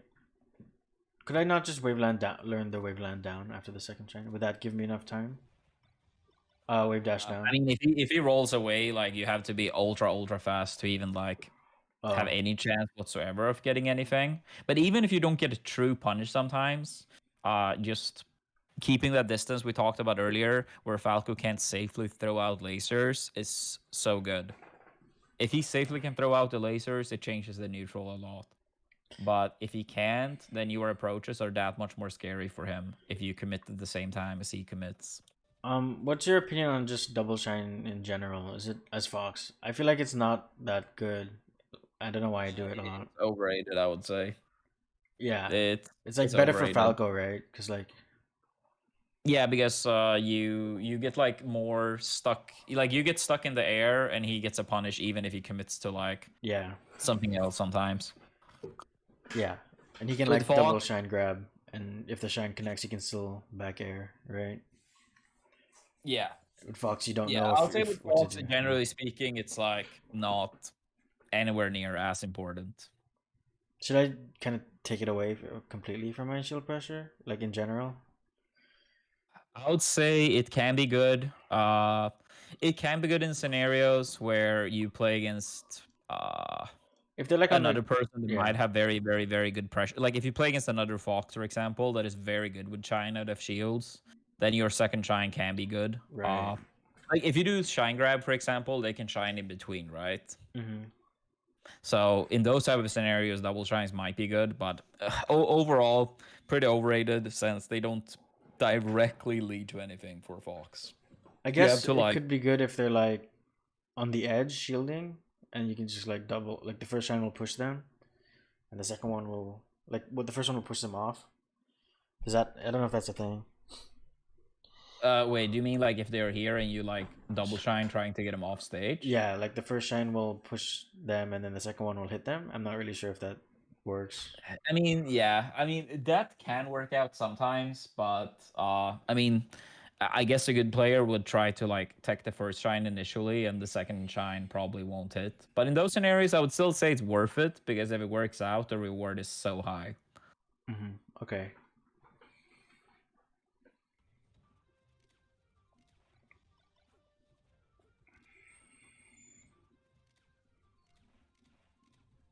Yeah.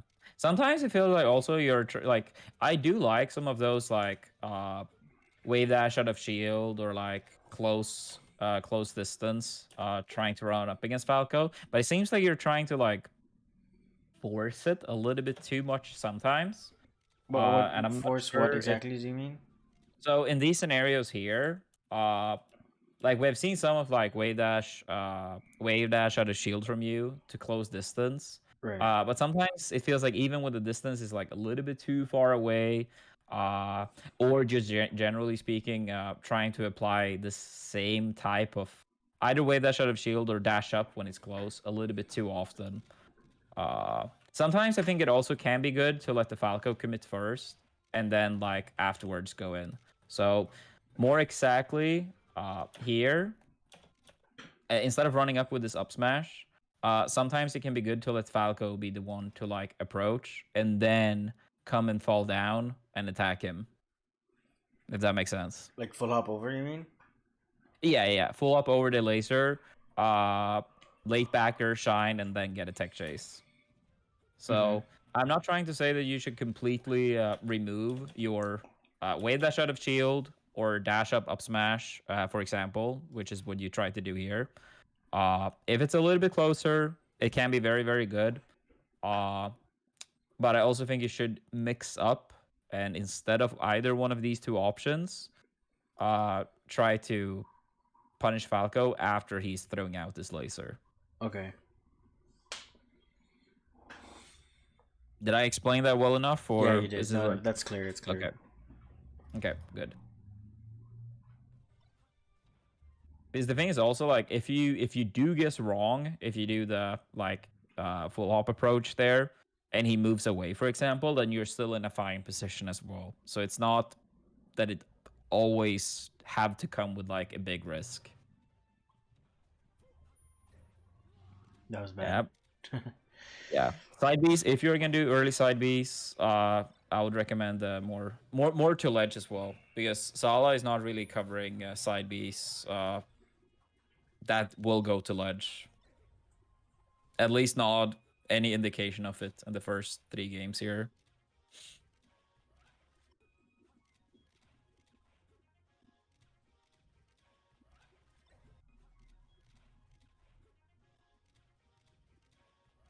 He just grabbed me. God damn it.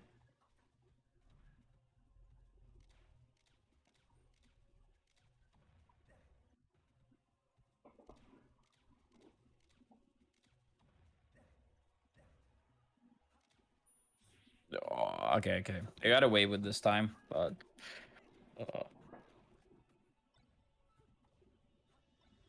ooh, that was pretty cool.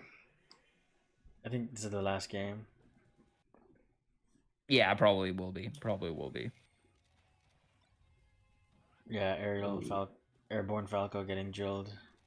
I hate Yeah, that he and gets a free then panic shine. or not It's panic shine, but yeah, shining right away. I mean that's unfortunate. I wouldn't even say that this downer was necessarily a bad play, but it ended up being bad in this scenario. But I think it was a fine attempt by you. But that's the thing. Like sometimes you can make something that very very well could be right, but it happens to be wrong in that scenario. So I wouldn't say that drill was necessarily bad by any means. It just happened to not work out for you. Because I mean, if he wasn't airborne and he was like grounded instead, and you nared, then that would have been wrong, right? yeah. So it just happened to be like downer happened to be wrong here, and nair would have been better, but it easily could have been the other way around. So yeah, I'd say that's unfortunate on your end, not a bad play by any means.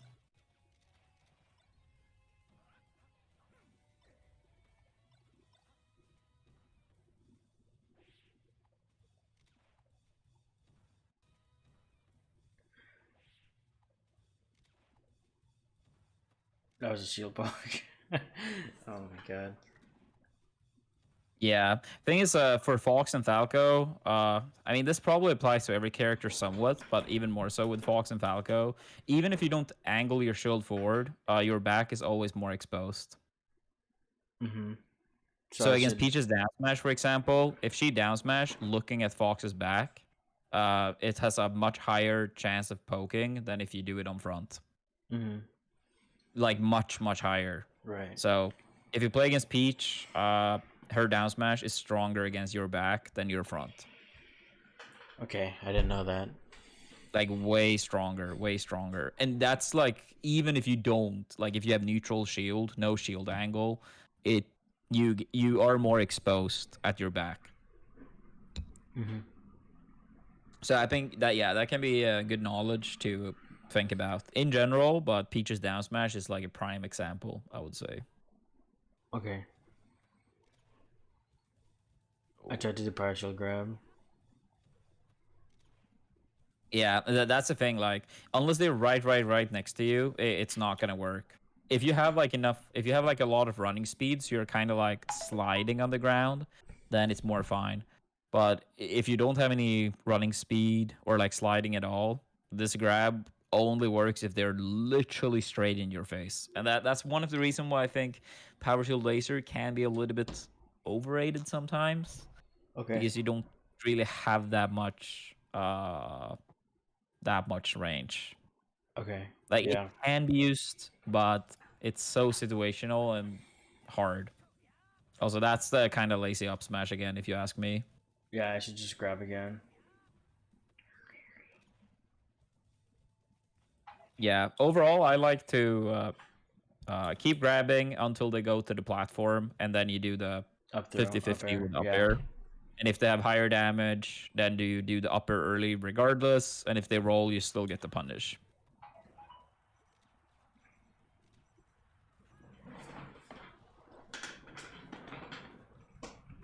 Sorry, give me one sec. Just have to.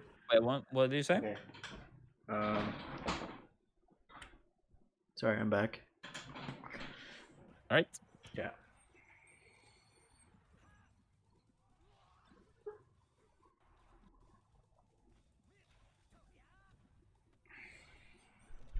Oh, I Yeah, got I'm not punished for sure if it that. would have worked here, but wait, what are you saying? No, I was just saying I got punished. I lost a stock for that up smash. Yeah, like here, okay, you probably couldn't have gotten it, but in some of these type of scenarios, no tech and just getting the ledge is much better than teching Oh right, yeah. I think because I know then what you you mean. don't have to like run the risk of getting like tech chased. I'm not Yeah. sure if you actually could have gotten it here because it's like kind of on the. I mean, maybe you would have been able to, but yeah, no tech and then grab the ledge in so many scenarios will save your life rather than teching. Hmm. So that's extremely important. That can be applied to side platforms too, of like no tech and you slide off the platform. Yeah. Uh so but yeah, especially here at the edge, super important. That probably could have saved your life there. You do so many grounded techs in melee that it's easy to get into the habit of like always pretty much do it. Yeah. Here's the jump in the corner as well. Yeah. I don't know why I lasered there. I think I was like this laser. I have no idea why I would do that. I find it pretty hard to chase. You know, I know Falco's a lot slower than Fox, but I do find it quite hard to chase Falco around the stage. Is that normal? Yeah, I mean it is, and I mean he's still relatively fast, absolutely, and his double jumps go extremely far. So I mean it's not an easy task. But I think also sometimes when he does use like his first jump, you like he's doing the similar thing that you have been doing a lot with using the double jump. But I feel like he hasn't really gotten punished for it, so he's not afraid of using his double jump. Mm-hmm. So like here, he has no double jump. He has very limited things he can do from here. But you have already committed here. So I should be more patient. Yeah. Yeah, absolutely. I absolutely think you should be here because like even here, if he doesn't jump again, you still have like a pretty far distance. You have the platform here as well. Like it's not like he easily is gonna like travel all the way down to you and punish you. Mm-hmm. So I would say, yeah, being a little bit more patient, like being a little bit more proactive, a little bit how we talked about, like in the corner, for example. Like if you don't have enough time to punish him directly, let him jump, punish him as he's coming down. A little bit the same thing here. He has used one jump. It's not necessarily wrong to wait and see what he's doing and then try to punish. You don't have to be the one to always try to punish immediately. In melee, a lot of the times you'll have to wait and punish whatever they are doing afterwards. I think I messed up my wave dash jab here. Yeah, trying to fight a lot with your front again, and this is gonna be hard. If Falco has like a backer range ish between you two, you don't want to like go into the air here. You have nothing to contest with him. So now you're eating one backer, you're eating two backers. So yeah, that can be a tough one. So when he has the backer spacing, you are losing. But as soon as you were out of the backer range, now you got it around him, and you got an opening instead. So yeah, to summarize, one backer spacing, he applies pressure. One backer spacing, he hits. Third backer spaced, he hits again. Now you're outside of the backer range, and now like you can actually like go above him and get the punish instead. So if you're gonna use your front, the spacing is super important. But contesting him on like one backer range exactly is gonna be extremely tough for you. Extremely tough. Yep, there's the jump in the corner again. Every time.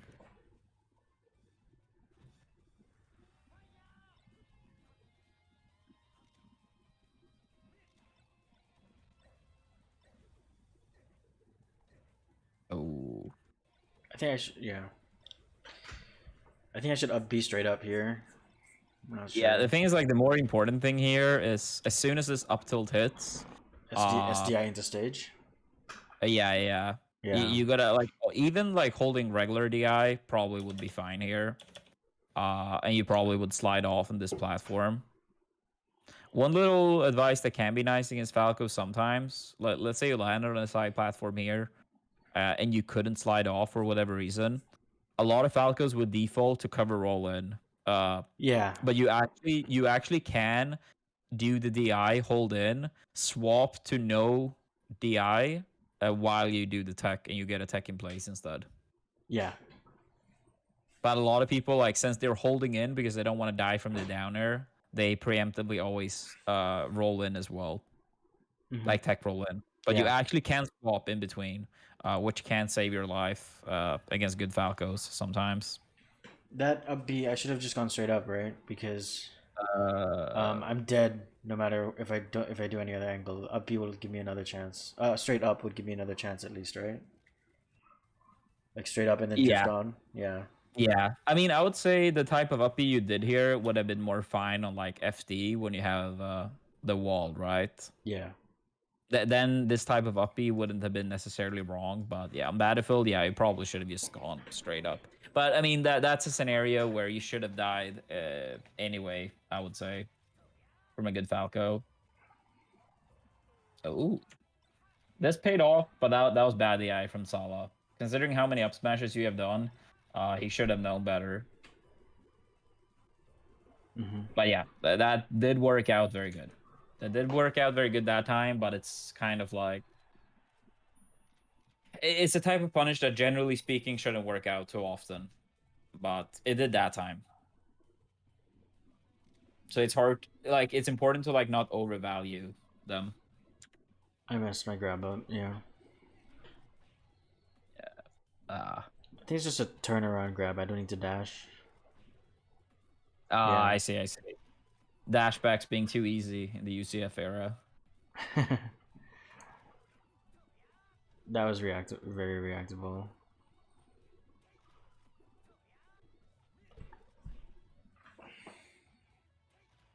Yeah. Yeah, sometimes it can be hard to like not be eager, but yeah, it's like you're guessing too much. I'm not sure if it's due to the pressure lack of experience, but yeah, some tech chase practice will absolutely do you good. So it like you want to have it like running water. It's just gonna be automatic. You don't even have to think about it. It's just gonna be uh automatic for you. Because the thing is also like when you do get your tech chases or punishes in general like that, it's much easier to get people to like do bad options and being afraid and like respect you. And that impacts neutral as well. Because if you have a punish game they are afraid of, then they have to be more uh solid in neutral. Sometimes if people don't respect someone's punish game enough, uh they might play neutral in a way where it's how do you say it's harder to get them, harder to punish them. But if they're afraid of your punishes, then they often end up being more predictable in the process too because they're afraid of getting hit. Like just imagine when people playing against ICs or puffs or like ICs with wobbling on or puff last stock, it's hard not to be afraid, right? Yeah. Because the punish is so massive if they actually catch you. Yeah. No, He's this been upper he's been ulti rolling was every time. Yeah. So I should have known. yeah. I mean, partially that, uh, but it's like you're waiting a little bit here, but then you still covered the tech in place. You can jump earlier than this, but it's Right. like you wait a bit, but then you still cover the option I that you think. should cover Yeah. right away. I think I need to like re-lab up throw up air on tech in place because I always implemented like a wait and then an early up air. I should do like a instant jump and then slightly later up air, right? Yeah, but I mean, like it's pretty much gonna be instantly because if they tech in place, they are quickly gonna get their shine or their shield out. So you jump and you practically right away do the up air. Yeah. That's at least how I did it. Oh, And then they will never ever have enough time to shine or shield. but you do jump as soon as possible, right? Yes, yes. Okay. If I think they're gonna tech in place or Yeah. miss tech. Yeah. Yeah. Yeah. Then jump right away. And if they tech roll, wait a tiny bit. But the difference is like small enough where it's not like they're gonna be like, oh, he's waiting, so I'm gonna tech in place. Like Yeah. it's too small of a time difference, so a human wouldn't be able to like react on whether you wait or not. Right. No, that makes It's sense. it's too small. It's too small of a window. It's noticeable when you like go over games like this. Um, but it wouldn't be noticeable in the moment to be like, oh, like the only time I would say it's noticeable is like maybe if he has high damage, high-ish damage, and he will land on the platform still. But then you're still gonna like jump early like regardless, right? You're Yeah. gonna jump early and like do the up air, and if he rolls you still get the punish, so it doesn't matter at that point. Doesn't matter at that point. Yeah. At those higher percents. Okay. Yeah. Hello. But yeah, Yeah. do you have any more questions over what we went over? um. So, if you wanted to summarize things, what would you say I need to like change the most? So like the double jumping habit, right? Yeah, double jump habit, absolutely. uh a lot of times I feel like you fight too much with your front rather than your back, and that's going to be hard, especially if you try to apply full hops. That's So just that's like a a big one versus as Falco well. thing, right? That yeah, that's more of a Falco thing. That's more of a Falco thing, because Cause also like he will just get you to shield more than any other character due to laser. okay, So due to that as well, the close combat important, especially if you can keep him close when he doesn't have a laser out. That's generally speaking a range you want to keep, because when he gets the laser out, you're forced to shield. You're playing Falco's game, so that's very important too. Tech chasers in general needs pretty big work, but I think you have the tools yeah, required to work on it. Both the platform tech chases, as we talked about, early jump, early up air on low percentage for tech in place, no tech. or wait tiny bit, react to the roll. It should be like, oh, he rolls right, I jump. So you will always have like enough time to like confirm in your head, like, oh, rolled right, I cover right. He rolled left, I covered left. Less of the lazy up smashes. Yeah. Okay. Whether it's like lowish percentage or especially if it's these type of like mid-ish percentage where they often shouldn't really lead to much. Uh, Also way less side beasts for recovery. Need to up B more. Need to up B more. Uh, Another Falco would have done a lot more downers to just send you Right. straight down after your side B recoveries. So these got to be important too. Your shine out of shields needs work. There was way too many spot dodges. Don't be afraid to use roll a little bit more during Falco's pressure as well. It's not a bad idea to throw it in once in a while. And as we went over earlier, if you do use that, a good Falco will eventually try to cover the roll preemptively, which means that if you don't roll, that gives you also time to get away from his pressure. Uh, That's a lot. Yeah, it's a lot I need to work on. yeah, I mean, and that's the thing. The better you get, it's not like it will always keep being a lot. They'll always be keep being a Oh lot. no. Uh, But yeah, I think that's a good starting ground. Uh, Yeah. but yeah, as I said earlier, if like especially if one of these questions comes up in the future and you feel like it doesn't work out for whatever reason, feel free to text me on Discord, and I'll try to get back to you when I can. Yeah, sure. That sounds great. Oh, I have another one question though. Just one question. Yeah. With regards to like the fighting too much with my front rather than my back. So are you saying like Nair isn't as good as Bear in this matchup, for example? No, not in those type of snares. I would say they are more good for like it was like one approach. If you go over this afterwards as well, like you were short hopping Nair as he was trying to go in with a laser approach, probably predicting a backdash. Right. Those type of short up Nairs can be good. But if you're gonna like full hop, then no. I think backer is Right. better. Absolutely. It's more Absolutely. situational. Okay. And if I'm full hopping, backer is better. Okay. Yeah. If you're full hopping, more using your back. I think Cody is a good example of someone that uses that quite a bit. I mean, he probably will do a decent job using his front sometimes, but he absolutely will get more mileage out of using full hop backer. Okay. Cool. So I think yeah, Cody's good to look for the full hop stuff. I think Leffen is good to look for the grounded wave dash out of shield, close quarter things. All right. Um. So I So guess yeah, that's it. I think that's something you absolutely should do. Like Yeah. those two things in particular. Uh, Look at like Leffen and Cody, and I think it's gonna click even more than just what I said.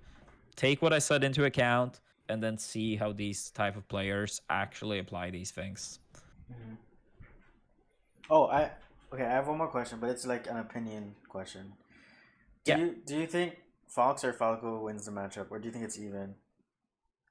I think it's pretty even. I think it's Oh. pretty even. I think maybe at like the highest level, if both players are playing amazing, then I probably think Fox wins. But I think at low, mid, and even high level, I think Falco wins. I Hmm. think it's one of those matchups that the better the players are, the more it shifts towards Fox. But I think at the very most, it's 55-45 Fox at most. But that's only for the highest level if both players are playing really good. Ah. Okay. Even if you have world class players now, if they play like 7 out of 10, I think it's at least even, maybe even Falco favored still. Oh wow. Seven being like their B game or something, right? Or like their A game. Wait, one more time. Seven being like their A game or their B game. Yeah, I mean, I think you could say that like 7 out of 10 is probably high B game, low A game. Right. And you do Like, still think I that? think that Fox for his punishes, it requires much more. uh, precision and precise timings. And Right. you can more easily get reversal. Like if you're 1 frame late on a reaction, you get like spot on shine, right? Or taking place shine. Yeah. For Falco, like if he's 1 frame off, it's more like he drops the punish, but he doesn't get punished himself for missing it. Right. And you do think that FD is like the best? I saw your video on like Fox stages for each matchup or each top tier matchup. You said like FD was better for Falco. I'm guessing at the very top level, right? The thing is, I never really liked it too much. I know Leffen is a fox that did pick it, but the thing is, my reasoning for thinking that FD is a little bit overrated is that I think people tunnel vision too much on chain grabs. Yes, Fox's chain grab is good, but Falco's shine is essentially just like a quicker chain grab. And I think it's easier for him to get a shine than it is for Fox to get a grab. Yeah. I think Fox can more easily use platform and get access to platforms. Sure, Falco has good punishes with like uh his shines on platforms too, but is full hop like Fox's full hop, he can quickly contest side platforms with like full hop approaches. Falco can't. I think Falco lasers becomes more powerful in FD when you don't have platforms to retreat to as Fox. Mm-hmm. Okay. So personally, I never really liked FD too much, but I will also admit that Falco wasn't my strong suit as Fox. I was pretty good in the Ditto against Puff, Marv Sheik, mainly Yeah. these matchups. I guess I was fine against Falcon, even though I never used Fox in tournament against Falcon. Yeah. Falcon wasn't my strongest by any means. So maybe if I was as good at the matchup at the time as Leffen, maybe I would change my mind. But that was at least my opinion, and Mm-hmm. uh, I have a hard time to see that I would have changed my opinion. Okay. Cool. So And at the very least, I think it's a more hard to play stage for Fox than some of the others. right. Because sometimes, like a matchup being good for a character at the highest level, it doesn't necessarily mean that it's always going to be the case for all levels. Right. Oh yeah. Like I Okay. think for a lot of like low or mid-level Marvs, that it might be easier to play on Stadium than on FD for Marv against bases. And that's a case where FD is objectively way better, but I think it's harder to chain grab than to do tech chases on small PS platforms. So it wouldn't surprise me if low and mid-level Marvs do better on PS than FD. And okay, I'm sorry. I have one. Okay, this is the last question. Um, how am I supposed to SDI the Falco Shine? Because I don't. Someone told me to do it up, and someone also told me to do like away. Do you know? I would say away is better. But the thing is also like, I'm not sure if that's the case any longer. But I feel like the whole like SDI and Falco's punishes are not there. So much of that is just bullshit. So much of that Oh, is just bullshit. It makes it harder, but you can see good Falco players. Like if you SDI away, so he can't like shine sometimes. they'll They grab. react to the SDI and then pick whatever option is the most fitting. Oh, okay. So with that said, I think you should learn to SDI better, and I would recommend away. Uh, but it's not like, oh, I SDI one downer and Falco can't combo. If that was the case, we wouldn't see Falco's combo the way they do. Hmm. Okay. That's just some. I think they call it spacey propaganda. I think that's the term All for it. right. Yeah. But yeah, still important to learn. But it's not like Falco's punish game will be invalidated. It's more that you just make it harder for him. Right. Okay. That's great. Thank you so much for the analysis and the help. Yeah, no worries, dude. Happy to help and hope you feel pleased with the session. Definitely. It's super worth it. Yeah. Okay. So I guess that's it. Yeah. All right.